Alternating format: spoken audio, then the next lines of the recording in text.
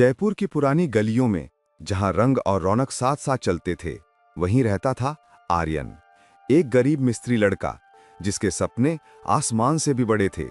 हर दिन वो दूसरों की कारें ठीक करता और रात को उन कारों को देखता जिनमें बैठना शायद उसकी तकदीर में नहीं था। एक दिन वो अपनी छोटी सी वर्कशॉप में काम कर रहा था। एक काली चमचमाती कार उसके छोटे से वर्कशॉप के बाहर आकर रुकी। दरवाजा खुला और कार से उतरी आयशा, शहर के सबसे अमीर व्यापारी की बेटी। वो किसी सपने जैसी लग रही थी, आत्मविश्वासी, खूबसूरत और आर्यन की दुनिया से बहुत दूर। उसकी कार खराब हो गई थी, इंजन से धुआं निकल रहा था। उसने देखा कि पास में वर्कशॉप है। वो वर्कशॉप की तरफ गई। वर्कशॉप के अंदर आर्यन एक कार की मुरम्मत कर रहा था। खूबसूरत लड़की आयशा को अंदर आते देखा, वे तुरंत खड़ा हो गया और वो पूछने ही वाला था कि आयशा ने कहा, मेरी कार खराब हो गई है, प्लीज मेरी मदद करो।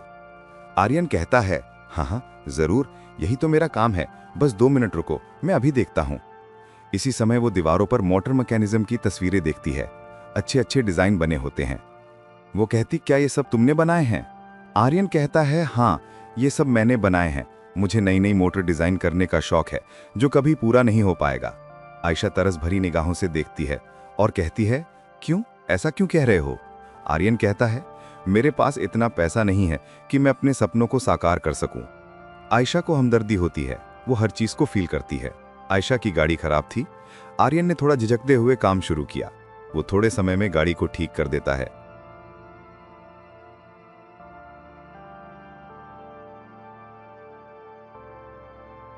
आयशा उसे थैंक यू बोलती है और उसे पैसे देती है।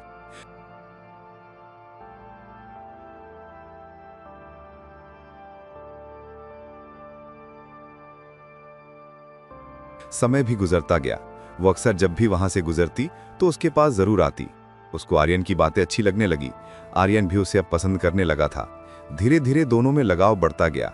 वो जब भी आती अपना चेहरा दुपट्टे से ढक लेती ताकि कोई उसे पहचान ले। धीरे धीरे उसको आर्यन से प्यार होने लगा और वो भी उसे पसंद करने लगा था।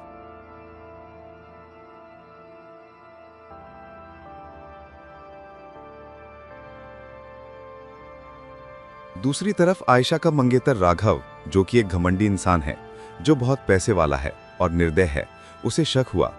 उसने अपने आदमियों को आयशा के ऊपर नजर रखने को कहा और उन्होंने आयशा का पीछा किया और पता लगा लिया कि आयशा कहाँ जाती है। जब इस बात का राघव को पता चला कि वो किसी अजनबी से मिलने जाती है तो उसे बहुत गुस्सा आया। उसने पता लगाया कि वो लड़का कौन है और क्या करता है। जब उसे पता चला कि आर्यन नाम का लड़का है और वो एक छोटी सी वर्कशॉप को चलाता है तो वो हंसने लगा। कहाँ आयशा और कहाँ वो फर्नीचर वर्कशॉप वाला अनपढ़ गवार लड़का। वो मेरी आयशा से प्यार का नाटक कर रहा है। हालांकि आर्यन में ऐसा कुछ नहीं था, ना कोई अहंकार था। राघव ने एक रात उसने अपने आदमियों को भेजा जिन्होंने आर्यन का वर्कशॉप जला डाला। जहां आर्यन ने सपने देखे थे वहां अब चारों तरफ आग की लपटें थीं और कुछ ही मिनट में हर तरफ ही राख दिखने लगी। इसी दौरान एक झड़प में आर्यन घायल भी हुआ। आर्यन को दुख हुआ क्योंकि वही उसकी रोजी रोटी का जरिया था, जिसको आरव के अहंकार और ईर्ष्या ने खत्म कर दिया। उसको समझ नहीं आ रहा था कि वो क्या करे। दूसरी तरफ जब ये खबर आयशा को मिली तो उसे बहुत दुख हुआ और वो फूट फूट कर रोने लगी और रात को चुपके से अपने घर से बाहर निकली, साधारण कपड़ों में। जैसे ही वो आर्यन के वर्कशॉप पे पहुंची वहां कोई नहीं था। फिर वो आर्यन को खोजने लगी। उसने आर्यन का फोन ट्राई किया लेकिन फोन बंद था। आगे चलकर देखा तो उसे नदी के किनारे बैठा आर्यन मिला, घायल, थका हुआ और बहुत परेशान। वो आर्यन के पास गई और उसे हमदर्दी से बात की। आर्यन ने कहा कि तुम्हें इस समय यहाँ नहीं होना चाहिए, लेकिन आयशा ने कहा, तुम्हें हार नहीं माननी चाहिए, मैं तुम्हारी मदद करूंगी, मैं हमेशा तुम्हारे साथ हूँ। आर्यन को उस वक्त लगा कि वो अकेला नहीं है, उसकी कोई परवाह करने वाला भी है। शायद वो भी आयशा को प्यार करने लगा था। घर आकर उसने सोचा कि वो आर्यन की मदद करेगी, इसलिए उसने अपने कीमती गहने बेच डाले और उन पैसों से आर्यन को गाड़ियों के टूल्स खरीद कर दिए। उसने वो हर चीज ला कर दी जो आर्यन को गाड़ियों को ठीक करने के लिए चाहिए थी। वो अपने दोस्त आर्यन को खुश देखना चाहती थी, इसलिए उसने उसकी हर संभव मदद की। आर्यन की वर्कशॉप फिर से चलने लगी। वो अपने पैरों पर खड़ा होने लगा। आयशा जब भी उसको मुस्कुराते देखती तो आयशा के दिल को सुकून मिलता। अब वो उसे प्यार करने लगी थी। दूसरी तरफ राघव ने आर्यन से बदला लेने की ठान ली। उसने आर्यन को एक झूठे केस में फंसने के लिए आयशा के पिता की एक महंगी गाड़ी उसके गैराज में खड़ी कर दी। आर्यन ने जब देखा कि ये गाड़ी किसकी है, वो जब तक समझता कि गाड़ी किसकी है, इतने में पुलिस वाले आते हैं और उसे चोरी के इल्जाम में पकड़ कर ले जाते हैं। उसे जेल में डाला जाता है। उसके ऊपर चोरी का इल्जाम लगाया जाता है। उसे बहुत बुरा लगता है। दूसरी तरफ जब आयशा के पिता को जब चोरी की ये खबर पता चलती है, तो वो आयशा को कहता है कि तुम कभी भी उस लड़के से नहीं मिलोगी और ना ही उससे कोई बात करोगी। वो एक गरीब है, हमारी बिरादरी का नहीं है। तुम भला ऐसे लड़के को कैसे अपना पति बना सकती हो? आयशा कहती है, पिताजी वो एक सच्चा और ईमानदार लड़का है, मैं तो बस उसकी मदद कर रही हूँ। किसी ने उसे झूठे केस में फंसवा दिया है। वो ऐसा लड़का नहीं है, मैं उसे अच्छी तरह से जानती हूँ। आर्यन ऐसा कभी नहीं कर सकता। जरूर ये किसी की चाल है उसे फंसाने के लिए। मैं नहीं मानती कि आर्यन चोरी कर सकता है। आयशा को आर्यन पर पूरा यकीन था। बस अपने कमरे में चली जाती है क्योंकि उसे अभी आर्यन को जेल से बाहर निकालना होता है। वो अपने पिता की इन बातों का ध्यान नहीं देती। उधर जेल में आर्यन चुप था क्योंकि उसे पता था कि सच बोलने वाले को कोई नहीं सुनता, ना ही उसकी बात पर कोई यकीन करता है। लेकिन आयशा ने हार नहीं मानी। वो कोर्ट पहुंची। उसने सबूत जुटाए, वीडियो निकाले और आखिर सच्चाई सामने आ ही गई। कैमरे की फुटेज देखने के बाद पता चल गया कि ये किसकी चाल थी। आखिर राघव की चाल सबके सामने आ ही गई। अब राघव को लोगों ने जलील किया, उसका झूठ पकड़ा गया। राघव को उसने किए पर जेल जाना पड़ा। उसकी इज्जत खराब हो गई। आर्यन अब जेल से बाहर आ गया।